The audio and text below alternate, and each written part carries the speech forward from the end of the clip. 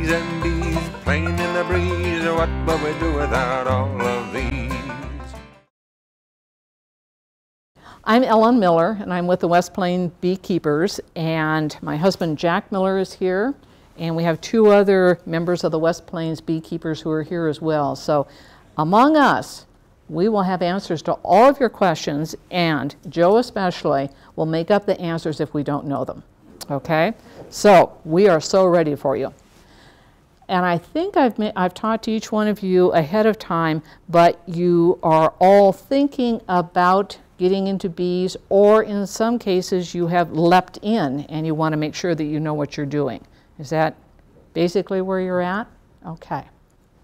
This is going to be relatively informal. We have a PowerPoint presentation. We're going to give you a rundown on the real basic issues that you will want to know and think about when you make your decision about bees or no bees. Okay? So it's sort of to help you get to that point. And in some cases, if you're already leaning on the line or have stepped over it, it will help maybe give you some of those real basic questions and answers that maybe you would have liked to have had before you got started. Okay, so why keep honeybees? And there's a whole bunch of reasons. In fact, there's probably as many different reasons as there are people that do keep bees. For my husband and I, it's really an interesting hobby. We learn a lot, we enjoy working with them, and it just gives us something to do in the summer if we didn't have enough to do, but it also has for probably, well, over 30 years now, kept us interested in the topic of bees and beekeeping, and we learn more every single year. So, interesting hobby. Pollination, we've all heard the importance of bees and their role in pollinating not only our flowers, but also our vegetables, our fruit trees, and different crops, and that extremely crucial role that their pollination means for agriculture, agriculture with a sort of capital A, you know, everything to do with that. Most of us that have a garden, or our neighbors that have a garden, have noticed that once they kept bees, their productivity of that garden has been noticeably much higher. So it does have an impact. Your neighbors will like it too, because they will not stop at your boundaries. They will go next door too, which can be an issue, and we'll talk about that later. Other one that you're hearing a lot about is sustainability. And some of us are keeping chickens, probably for the same reason that we're keeping bees. You know, I want my fresh eggs, and we've got room, and I sort of enjoy having the chickens running around. So it's making your own, having your own, doing your own vegetable garden, growing your own fruit trees. So keeping things a little more local and doing it yourself. So that is another reason why a lot of people are getting into this. And let's be honest, honey is a big one. If you're really fortunate, you will have a surplus of honey that you don't need to leave with the bees, and you get the honey. And it comes in a variety of types, from comb honey to actual liquid honey that you see in the little bear squeeze bottles. But honey is a big motivator. Let's be honest, why you might not want to keep bees. You will get stung. There's just no question about it, you will get stung. There's work involved. They don't just keep themselves if you want to have them be healthy and successful, and if you want to have any honey. There's a learning curve, and we talked a little bit to a couple of you about that already. Jack and I are still learning. Joe and Marilyn are still learning. So it is something that you will never, I don't think, feel totally competent. You're always going to say, oh, look what I just did. Shouldn't have done that. And like I said before, your neighbor really may not understand. You may be really excited about keeping bees and feel that they're really the right thing for you, and you know what you're doing, and you're really looking forward to it. And you don't know, but your neighbor thinks that every honeybee that's out there is really a yellow jacket or a bald-faced hornet, and is purposely going to come after them. And that you did it to your neighbor on purpose because you don't like them. that can happen, has happened, and we have ways of talking to your neighbor beforehand so that you sort of alert them to what's going on, how excited you are about it, and the benefits to them as well, and the mitigating things that you can do if your neighbor is really concerned about this. Things to think about. There are some regulations on beekeeping. We'll go through those in just a moment. There is that time commitment that I was talking to you about, and there is an expense. Just like getting started in any hobby, you have to put out some money for it. You can also mitigate how much money you put out by, can you build your own hives? Yes, you can. Or do you want them all put together for you? Or do you want to get them broken down and you assemble them yourself? So there's ways and stages of financial impact. And we'll go into that a little bit more too with the type of gear that we have back here. Here's the details on the regulations that will apply to us here in this area. Washington State does require that you register your beehives because you have an apiary if you have one hive. Pretty special. But it's really a minimal dollar amount. 1 to 5 hives is $5, and 6 to 25 is $10. And in the old days, that money helped, and they actually kept a registry of the hives, their location. They would come out and inspect to make sure that things were healthy, or if there was a complaint, they would take a look at that. And they would also monitor where diseases might be happening. Their budget has gotten cut as well. They can't make it out of the dollars that they get from us. So what they do now is they do register your hives, they know where they are, and it helps if you got hit with a chemical spray, for example, that you do have a recourse if you have registered your hive. And it is a state requirement. So if you haven't registered it, your ability to try to do something is really lessened. Is that annual or one time? Annual, yes. Once a year. That's why I held up my finger one, not one time, once a year. Spokane County, the little asterisks we won't go into, but on the website we have this program up there, and for the asterisks it gives you the rules and regulations for each one of these governmental entities. So you can go into a lot of detail. We'll show you what they look like. But briefly, Spokane County, the unincorporated areas are pretty reasonable. They do have a number limit, and they do have a restriction based on really density of the residential area, is probably a simple way to say that. Airway Heights is our only location that does not allow bees at all in the city limits. And we're going to be working with them on that. They actually didn't realize that that ordinance was on their books, but we will be working with them. But at the moment, that is the case. Cheney, Deer Park, Liberty Lake, and Medical Lake do not have an ordinance about beekeeping, which means that you can. We would really prefer that they put an ordinance on the books so that there is sort of the rules of the road which protect the beekeeper. If you are doing these things, then you are okay. But at the moment, they have no ordinance, and so it is okay to keep bees in those cities. Spokane City is the most restrictive of all of our locations. And they require, if you live in the city limits of Spokane, that you'd actually take a course that is certified by the Washington State Beekeepers Association before you can keep bees. And you know, there are other issues involved too, as far as setbacks and fences and some other things, but that is a requirement for them. Spokane Valley is probably the least restrictive of all the places that have restrictions. You can have up to 25 hives. There's some setbacks and some space issues as well.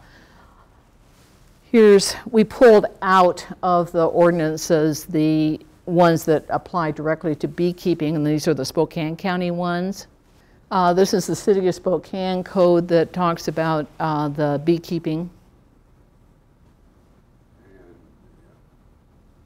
And Spokane Valley, like I said, it's sort of in with some other things, and you have to go, you know, there's bees come after swine. So anyway. Okay, one of the other factors that you need to consider is the time commitment. So before you get into it, so you're not surprised, you're working with the bees will take all year long. There'll be something going on. Sometimes it's just walking by and checking and making sure the snow hasn't, you know, filled in their entryway. So it's just, oh, hey, look at, they're doing great today. Other times there really is something that needs to be done. April is one of the busiest times for beekeepers, especially if you're just starting with bees, because your bees, to get them brand new, to start a new hive, come in April. They come the middle of April on a weekend to 2 local suppliers, and you go to those sites to get your bees. And your bees will come in a package like this. And they will be, it'll be full of bees, and they'll be humming, and they'll be all clustered together. And you will have ordered 1, 2, 3, 4, however many. And I'll let you pass this around. And so you pick your package, and you take it home to your hive. That's what you're seeing in that April picture, is that container. The dark shadow in that container is the bees. And so there are, you know, 3,000 to 5,000 pounds of bees in there. Pounds. The can that is in there is full of sugar water, so that the bees have something to feed on during transport. And hanging in there, you'll have noticed another little cage like this. And I'll pass this around separately. This is what your queen is packaged in. So she's in there by herself, and the hole in the bottom is plugged. It's plugged with a hard, firm cork. And that keeps her from getting out, because when you get your bees, except in the case of one that has already been formed into a hive, that queen and all those bees don't know one another. They don't come from the same hive, and they need to get acquainted. And it's through the scent of the queen, but that takes a little bit of time. The pounds of bees that are in there don't come from the same hive either. So everybody needs to figure out that they're now a unit, a colony, and you're protecting your queen in that cage until you put her and the bees into your hive. And you'll notice we have some gear out there, but when we install our hives, we don't wear it. One, honestly, I'm too clumsy when I have those gloves on, and as you're pulling your queen cage out and hooking her in there, I can tell you that I have dropped her down into the mass of bees. I can also tell you that bees, when you put your hand down into them, are very warm. Very warm. So anyway, you don't get stung. They're really mild at this point. But you see the gear that is there. Spring and summer, you're watching to make sure that your queen is laying, that she's producing, that the worker bees are pulling out foundation, and hopefully you're seeing they're busy, they're coming in with pollen, they're coming in with, you hope, something. You can't see nectar when they're bringing it in because it's in their honey stomach. But if you see them coming in with pollen, you know that they've got brood in there, they're happy, they are working. So you're watching, and you've got a really strong hive. This may happen your first year. If you've got a really strong, good, healthy hive, they can swarm the first year. And what you see up in the tree with the 2 arrows is 2 masses of bees that have come out of a hive, because the hive is extremely healthy. Swarms are a good thing. They're a real positive. They're the natural way that a bee colony has of saying, hey, we're doing great, we're really happy, we've got time to go make another colony. And so the old queen and half of the worker bees head off to a new home. leaving a fresh queen cell in the old hive with the other half of bees. So it's a very positive thing on one hand. Joe is our master person on as far as bee splits. I mean, I think he will split as, which, you know, if you can catch that swarm and create a new hive, you've got 2 out of 1. So Joe, you started off with 4 or 5 hives last year? Yes. And you wound up with? Total of 14. So, now Joe still got some honey. Joe didn't get as much honey if he had limited that swarm, because obviously then they got to bring in enough to make it through the winter on that second hive themselves. So you don't take as much honey. But it is a really fun thing to do, and actually that's another time when you don't have to gear up very much, because they are so serious about finding their new home that you can take that, and your chances of getting stung are one of the, you won't, well, I'm sorry, you could get stung, but you usually don't get stung. August and September, you really are checking on the condition of the hive, because you're starting, the honey flow when all the nectar is out there and they're really pulling it in is starting to fall off. You know, there's still stuff, they're still bringing things in, but really right now you want to make sure you've got a strong, from number of bees, hive, and that they've got enough stores for their winter. So you're really monitoring that carefully, and if you see that they do have enough for them and enough for you, now's the time that you're going to be harvesting your honey. Winter and spring, you do preparation in the fall for the winter, and in the winter you don't touch them. One, you don't want to be opening them up to the cold weather, and you hope that they are doing what they need to do as far as survival is concerned. We usually get a couple of days that are, if you're lucky, up in the low 50s, and then going in and not pulling out a frame, but opening the top and looking to see what's going on, is certainly fine. And you can, depending upon how you were feeding them over winter, you can check on the status of that as well. So concentration in early spring, if you're getting your bees fresh, monitoring them during the spring and summer, making sure they stay healthy and active, taking a look at them, how much can you have of honey, if any, and then prepping them for survival over winter and into that early springtime. That is a different kind of hive. It's called a top bar hive. Jack has been experimenting with top bar hives for 3, going on 4 years now. Marilyn got one last year. Obviously, it's different than that, that standard looking hive that goes this way. Instead, it goes lineally. They're a Kenyan top bar hive. We want to see if bees can survive in that kind of a hive here in our weather conditions, and what does one have to do to help them survive, because the bees stay together in a cluster in the winter and they tend to go vertical. Well, they can't go vertical in a lineal hive. So we're playing with that. So far, up until this year, we've been running the same loss rates on both kinds of hives. This winter is going to be really tough on our bees because of that early hard, it was warm, and then that hard cold hit, and then the warm up again. And that long warm spell was actually bad for the bees.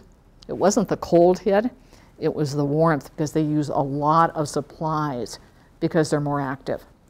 So we've had a couple of warm periods, and that means they've been using a lot of supplies.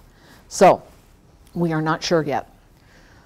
Okay, here's a little more detail about, you've decided you're going to go this route. You're going to order your bees. And if you're thinking of doing it for this year, now is the time to get your bee order in, because they come in the middle of April and they only come once during the year. You can get bees by finding someone that captures a swarm, or a couple of other ways. But really, if you want to do it right and get them started so that they are in their hive and creating a colony that's going to be strong to go out after that honey flow when it comes on in June, you've got to be started in April. Back when Jack and I, and probably Joe and Marilyn too, when the four of us started keeping bees, we had choices of about 4 different kinds of bees. And right now, the only ones that you can really get easily that are meant for hobbyist beekeepers are the Italian and the Carniolan. And they are good bees for this area. They both function well here. They have different kinds, slight different kinds of traits. Which we can get into in more detail, but at this point, there are so many bees that have crossbred that to get a pure hive of Italians or a pure hive of anything is basically impossible. When you get your package, you'll be asked, do you want Italians or Carniolans? And you get to pick. Italians are, well, I don't know. I'm not noticing a big difference at all. They fly at cooler temperatures. No, the other way around. They don't fly in cool temperatures as much as the other guys do. They go through more. They eat more. So you have to make sure that you save them more feed. They build up rapidly. They're known for things like robbing other bees. Yeah, they're a little more assertive. I won't say aggressive because usually that means that they come out after you. Some people say that they do. I haven't seen that. The queen goes out, and theoretically she's a mated queen when she's in that little cage, and she only breeds once. So unless she was artificially inseminated and they know who she was bred with, you don't know what drones she bred with. So it could have been an Italian queen, but she went out to this drone congregation area and was bred with 3 to 5 drones. They could be any kind. So this will be a question to be thinking about. I'd recommend starting with 2 hives and get 1 of each. Then you just don't have to think about it. And see what you like the best. I don't have a preference, honestly. So from 4 beekeepers, pick the one that you like the best. One's a little more yellow-orange and the other one's a little darker if you want to go by color. The Italian is more, that goldy color. Options are that package that went around, and that's about 3 pounds of bees. And you got nukes. Nuke is a miniature hive. Unlike what we just said, that the bees have come from a variety of places and the queen doesn't belong to them, when a nuke is made, they take a queen, they take the bees, and they make a very small hive. So when you get the nuke, they've already formed into a colony. So the concerns about slow release of the queen and that orientation to each other just aren't issues for you. So your hive is started, sort of. The other option, and at least last year I know that one of the suppliers offered this, is that he will set up your hive for you. So a full Langstroth 10-frame hive, bees in it. He'll do the queen release himself, and he will wait and take care of that hive until he's sure that the queen is laying brood appropriately. So you've got a started hive. So, and it's with new foundation, and everything is, all the equipment is new. So you've got those 3 main options for what you want. Where to get them, and you can, there are other places to get them if you want to go further away. We stayed local, and Miller's Homestead happens to be out in the West Plains area. He has all the bee equipment and supplies, as well as does the bee ordering. And Tate's Honey Farm is in the Spokane Valley area. Both of them have been longtime beekeepers, have been doing this for a long, long time. They order together. Our bees here come from California. They come on the same truck that drives all night long so that you're not having the bees kept over too long. And you know, I don't know what makes them decide at Tate's first or Miller's first to drop them off, but they do. Oh, and these Millers are not that Miller, okay? Yes, but we live out in that area too, so there is confusion. So basically the two suppliers coordinate. We used to, and we usually get this question, so let me just mention it. You used to hear about mail ordering your bees, and it used to be really a fun thing because the postman would come and deliver that box, to your door, and you would, have to sign for it and everything. And usually your postman was, sort of a little bit concerned about this, but you could bribe them with honey before and after. It's really rare for that to happen anymore. In fact, we were just for the fun of it last year trying to see if could we mail order. And we could not find a place that would mail order to our Spokane area. So that's sort of a great stories for those of us that remember it, but doesn't look like a very viable option now. Some of the places on the web will have, you can order them. They won't mail them, but they will hold them for you while you go there. I know a couple places in Montana do that. So. Talking about what else you need besides your bees, you need to have equipment. And you don't need that much equipment. That happened to be a couple years back, and we were repainting our hives and making them look pretty, and I mean that gets a little sick and disturbing, so we won't talk about that. But you can paint them any color you want. I mean, it's sort of fun. You can have the kids each one gets their own hive. Well, anyway, so we repainted all of our hives, and so we just had them in the house all stacked up, so we took this picture.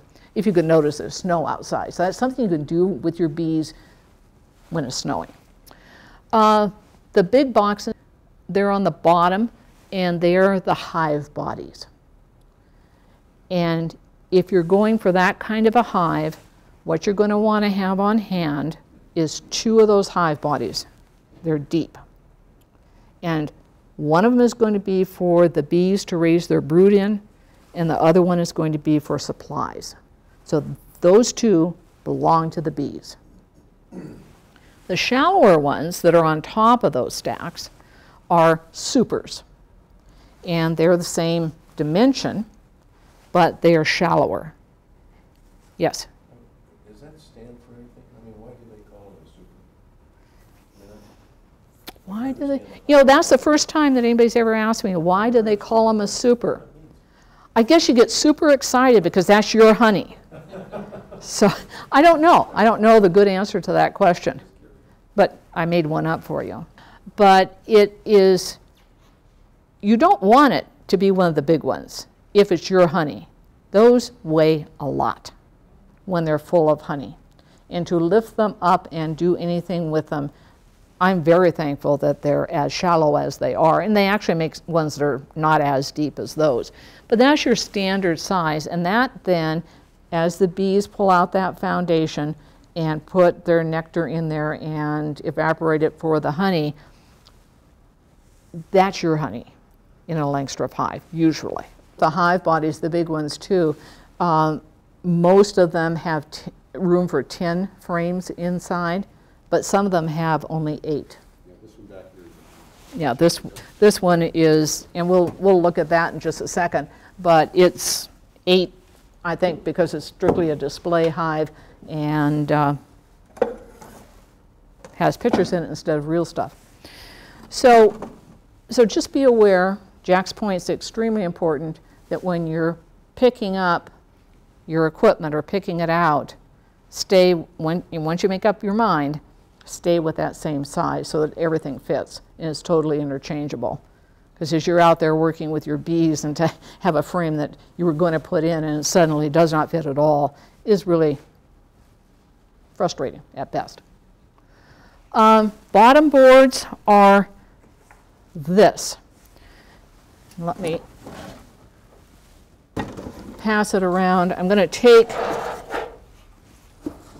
a piece of the bottom board out so it doesn't slip around and fall out as you're, well actually, now that I'm warning you all, be careful this slides out.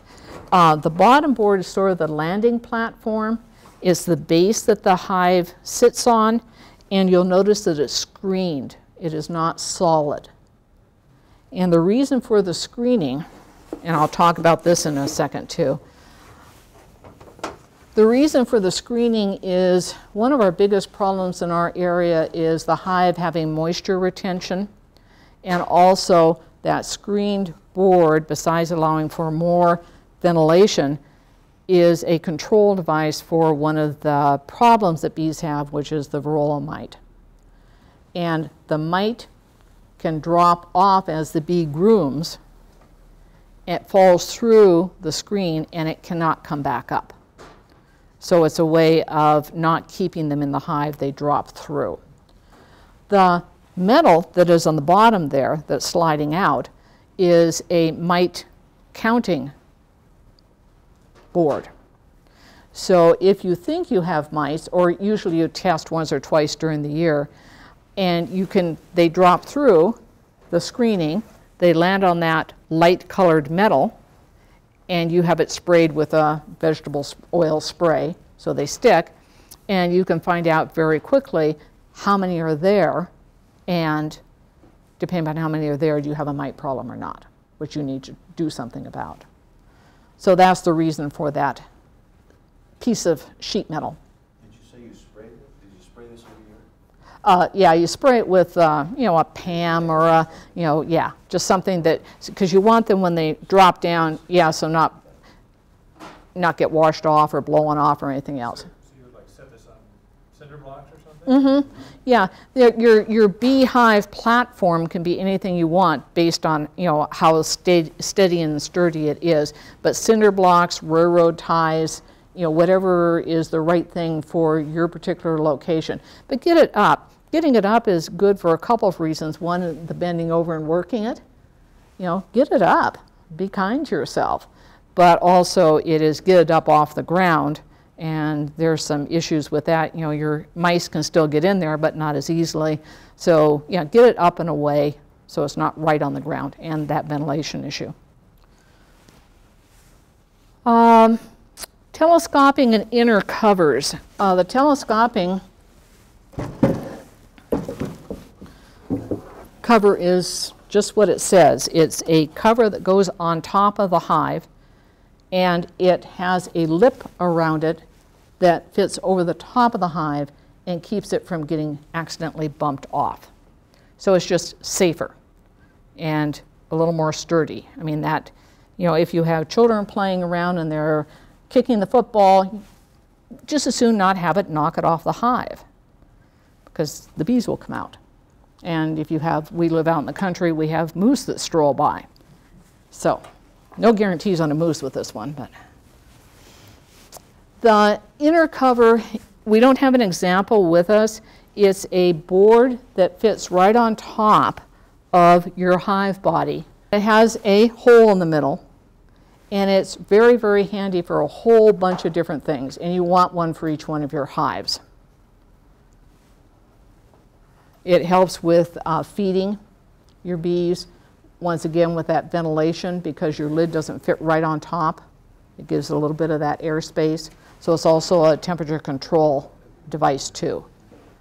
Queen excluders are another thing that there's a huge difference of opinion on. Jack and I do not use them. Do you guys use them? And you do. So there's the difference of opinion. It is a wire screen, not like screening. It's much, there's space in between. Space big enough for a worker bee, but not a queen bee. So on the top of your 2 bottom hive bodies, that's your bees. Everything on top of that is for you. You put the queen excluder on the top of that second hive body, put your supers on top of that, and when you're ready to extract, you can take that super off without worrying at all about the fact your queen might have gotten up there. So it just keeps it much safer. There's a couple of other ways that you can minimize the fact that she's there. You can just make sure that you monitor those 2 bottom hive bodies and make sure that she always has room for her brood laying in those 2 bodies. And one way to encourage her, if she's coming up into that second one and starting to lay brood, and they're starting to put honey down here, you just flip the 2 hive bodies. So you got the brood back down and the honey up here. So you try, there's a technique of having a honey barrier, and if you can keep her, or actually it's the worker bees that do all the nectar and honey, if you can keep that top box mostly honey, she's going to stay down there and they're going to have her lay eggs in the open cells, which is the brood chamber. So you can sort of play with it yourself. The other thing that a lot of people feel is because the worker bees have to go through that queen excluder every single time that they bring nectar in for storage and back down again, they have enough trouble with wearing out their wings just flying and foraging, and that's just another abrasion on them. So, you know, it's one of those preference things, and actually probably Jack and I are a little bit more lazy than Joe and Marilyn, and we just don't mess with it. So, you know, if you wanted to get real simple, that's probably one of the reasons too. We just don't even have to, we just don't think about it. Entrance restrictors, the opening here, which, you know, is used as the hive sets on top of that bottom board, it's open all the way across. And you want it that way in the middle of summer when the bees are really busy and they're all just going like mad. You want that just, you know, as open as you can get it. Other openings, you know, up at the top, you know, more openings. Let them get in there because they're strong enough they can defend that opening. But when you start your hive, you want a really small bee opening because you want them to be able to defend their entrance from, we were talking about yellow jackets, it can be mice, it can be a variety of things. It can be other robber bees. So the hive isn't built up yet. You want to then have enough guard space for the bees to be able to protect their own entrance. And then you can keep turning this bar of wood over 4 sides, and they have different size of notches depending upon how you rotate that wooden bar. So itsy bitsy, a little bit bigger, medium size, take the bar out. So an entrance restrictor is a real nice thing to have, real simple. And if you don't want to do that, I mean, just shove the entrance full of pine needles and stuff like that, and you can make a restrictor. But that is another piece of equipment that is a nice thing. And you can always use that. Yeah, we, you know, on our top bar hives, you know, the hole that they go in is not long and narrow, it's round. And we have just plastered over with duct tape the holes, and then we just plaster the hole only partway closed, and then we just take it off. So you can do things, you don't have to do things a standard way. I think this is going to be, if you get into beekeeping, there's going to be a way that feels right for you. And if it works for you, that's what you're going to do. So there's lots of different ways to keep bees. Other things. I was talking earlier, sometimes you're going to work your bees and you don't need much gear at all. That doesn't mean you might not want the gear. And that really is an individual decision. I mean, how tweaky are you when the bee comes buzzing by? Because the bee will come right buzzing by because you're right at its hive and it's doing its thing and it's coming right at you. I actually get them in my hair. And, you know, my hair isn't super long, but they get in there, and depending upon how upset they get, they can't get out. And then they get really upset. And the more upset they get, and you can tell by the tone of their buzz how upset they are, and you're trying really hard, you know, to get them out, and it never works. So sometimes I just wear a baseball cap out there, something to give them that. Or, you know, just a strict veil, because most people don't like them here, and they do get down in between glasses. They aren't purposely trying to do that, but they do. And that's a little freaky, right there. Wear a pith helmet, any type of a hat, you know, that just covers the dome of your head, and put this down over it. Usually it has a drawstring. It always would get tangled up, and so I've taken the drawstring out. But pass that around. The black netting lets you see through really well. Tie it around yourself, keeps bees away from your face. Now, Jack and I were extremely minimalistic. Were until last year. We would go out there with that. A couple of Jack's old long-sleeved white dress shirts, because light colors are important. Go for light colors if you're wearing something. It does make a difference for the bees. So we put those on, and you know, life was great, and you know, we'd tie this off so they wouldn't come up this way. Well, we got hit by a badger who tore into 4 of our hives, and as luck would have it, Jack was gone. So I went out in my normal bee gear, and you know, it didn't do it. I mean, you hear about attack bees. I mean, they were upset, as well they should have been. They had no clue that I was really trying to help them and save them and put their hives all back together again. And we decided from that point on that, you know, we would have a more protection than you ever would need. But well, I needed it then, but I didn't have it. So this one, actually, I think you guys showed it to us first, right? Didn't you have this, Marilyn? But you have the full one, right? Yeah. So Marilyn's gone a step further. She's got the leggings that are, so it's a coverall thing, and it zips up all the way. What's really, really nice about this one is I would lay you money, and those of you that know me know I don't bet at all, that a bee cannot get in here if you do it upright. It's got a Velcro latch on the top, a zipper all the way around for your hood and all the way up the front. I mean, there is no way that a bee can get in here. So this one, I mean, I don't mind working and doing anything with the bees, and they'll hit into you. I mean, they're hitting there after you, that you know they want you, and they can't get you. So that one is full protection. And, you know, when you need it, you wish you had it.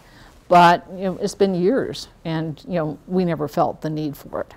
Yeah, it's amazing when they get triggered. I mean, that and sound, vibration, scent. I mean, if you accidentally squish too many of them as you're lifting hives or the frames, it puts out an odor. And yes, I mean, they full attack. One thing that I learned, remember I said that we were learning all the time, with that badger attack and with me going out, it was over a month before they forgot me. I could be out there walking, you know, other side of the room from them. And Jack would be walking with me. They would come and attack me. So they, you know, they remembered whatever it was that they remembered, they put it together with me as being part of that attack on them, which was something that I'd never read about or heard about before. But, and I started taking it personal, I want you to know. I mean, I was trying to help them. And gloves, you know, I would definitely, regardless of, you know, how you feel about, you know, bee suits, you need to have gloves. You may not need them when you're installing your bees to start with, but you will need them anytime you start opening up a hive and pulling frames out. Bee gloves come not only in different sizes, but in different lengths, and with ventilation if they're long ones. So in the heat of the summer, if you're wishing to have that ventilation and not feel so encumbered, you've got choices again. Make sure that they fit as well as possible. I told you that I can't install bees. I just can't get them to work well enough wearing them, and I think that that's, you know, that's my problem. But you know, get one that fits you well. tools. The one that you must have is called a hive tool. And there's two different kinds. There are people that like either, have favorites. This one you'll see the most probably, and I'll pass this around. You see this little lip here and this hook here. It goes down inside and helps lift out, break and lift out the frame. So you can lift it up and then get hold of it. Remember, with your clumsy gloves that you have on. So this end breaks them apart because the bees will glue them together, and this helps pry them up. This one is, break apart, and it takes a little bit more space to lift up. So you will want a hive tool. And if you want to get into this for a hobby, I mean, the toys, I mean, there's scales that, well, never mind. But anyway, yes, there's all sorts of toys. The smoker, there's a bee brush. We got one about 2 years ago, first time that we'd ever gotten one. When you're pulling those frames out and you're checking to see how things are going and you want to get some of the bees off of it without causing a lot of disruption, it's a very narrow brush, relatively soft bristles on it, long, and you just can sweep the bees off. We had never used one until a couple of years ago. It's nice. I mean, it's a nice thing. It does work well. A lot of people, if you have a long feather, a couple of you said you had chickens, you get one of those longer rooster tail feathers, and you can use that as well. No beekeeper goes without their smoker. Actually, many beekeepers do, but you always think of bees and beehives and beekeepers with their trusty smoker in hand.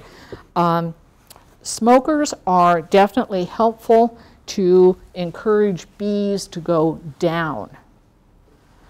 They go down into usually their 2 boxes, and you aren't having to deal with as many bees up where you're working. And the way to use a smoker is you don't have to, it isn't like smoking a turkey. Smoke them, you just poof, couple little poofs in their entrance, and then pop the lid up and just a couple little poofs on the top and put the lid back down. Just, your entrance is here and you just go poof, poof, and it takes a little while. You can't just work immediately because they've got to smell the smoke. They've got to react to the threat of the smoke, go down, start, preparing for the fire that they may have to evacuate. So they fill up with honey. So they don't go up when you put it in the entrance? No. They go in? Yep. They go in, and then, you just tip your lid up and do the same thing. Make sure that you don't have enough of a fire going in there. In the summer, when it's bright outside, you can't see the flame too well. Make sure that you don't have flame coming out when you do this. We have seen that happen. Anything that you put in there, you don't want to have a chemical on it because you're going to light it and you're going to squirt it into the beehive. What I do, if you've got more than one hive and you've hit this one, then I just set it next to the entrance of the other one because a little bit of that smoke is going to come out. They start getting a whiff. You can keep working these guys, finish them. You've already got them a little bit smoked, so they're already starting to calm down. It's called a smoker. Yeah, and all your bee supplies, stores and websites and everything have those guys. 15 or 20 minutes. I don't know which one you Yeah, what you're going to see, like with everything that you've probably heard me talking about, is personal preference. I mean, what kind of bee are you going to get? What size of super are you going to buy? What hive tool is your favorite hive tool? We have a list of resources there that talk about the various associations that their purpose is to help beekeepers. I mean, that's the whole role that they have. So the Washington State Beekeepers Association has a website. They have information on there. The West Plains Beekeepers Association has all of the programs that we do. They're posted up there, as well as other information. Oh, and the Inland Empire Beekeepers Association is another one here. So you've got sources and resources. One of the best ones is your library. They've got some great books on beekeeping, and there's about 5 of them that are really, really good that we recommend to everybody. One of them being Beekeeping for Dummies. I mean, it's just really straightforward, simple. If you go on to the West Plains Beekeepers website, this program is there. If you go under program notes and you go down to the bottom of the list, there's Beginning Beekeepers and Introduction. And this program will be there. These are links if you're on the website, and they'll go directly to those pages. The library, like I was saying, and then the web is a great source of information. For those of you that use it, you also know that it comes sort of double-edged. So be very careful. Lots of people, well-meaning, have put information up, some of which is accurate and some of which is not. So just, you know, cautionary note, see who's putting the information out. If they're you know, an educational institution, if they're an association that's into research, and you know what to look for. But just be careful. Or, you know, go to some of your local ones who are really focusing on here. Our website is up there. We got a call on that Google phone number that I was telling you all about. And the lady and I talked for, oh golly, probably 20 minutes, and she was just getting started. She had been given these beehives. She didn't know what to do next, and we were walking things through. She was all excited because we had a class coming up, and she was going to sign up for that class. She hadn't pressed pay yet when she said, yeah, it's going to take me about, oh, an hour and a half to get there. And I thought, boy, where are you coming from? She happened to become living in Mississippi. And there was a West Plains somewhere in Mississippi. And nowhere in the beginning of this conversation did she and I talk about where are you and where are you. So watch that kind of information about feeding, about care, about kind of honeybees, about what works best for this area. You see that they come with that can of feed. And you know, that is something that you will need to be thinking about. The feed is very simple. It's sugar water. And so it's very simple for you to prepare, but how do you want to give it to them? So there's lots of those kinds of detailed questions. This is an overview. Things to think about are, you know, how much do you really want to do this? Are you willing to give the time and some energy to it? There's some dollars involved. We usually get asked approximately how much does it cost to set up one hive. And once again, you know, there's some give and take on this, but I would allocate $500 to get your first set of everything, plus, you know, your equipment, you know, some degree of protection. So if you allocated that, and remember, you can build some of your own, or you can use a white long sleeve dress shirt, or it would be less. Okay. So, if you have any questions, we are here. We really enjoy doing these kind of presentations. And come on up, take a look at the displays.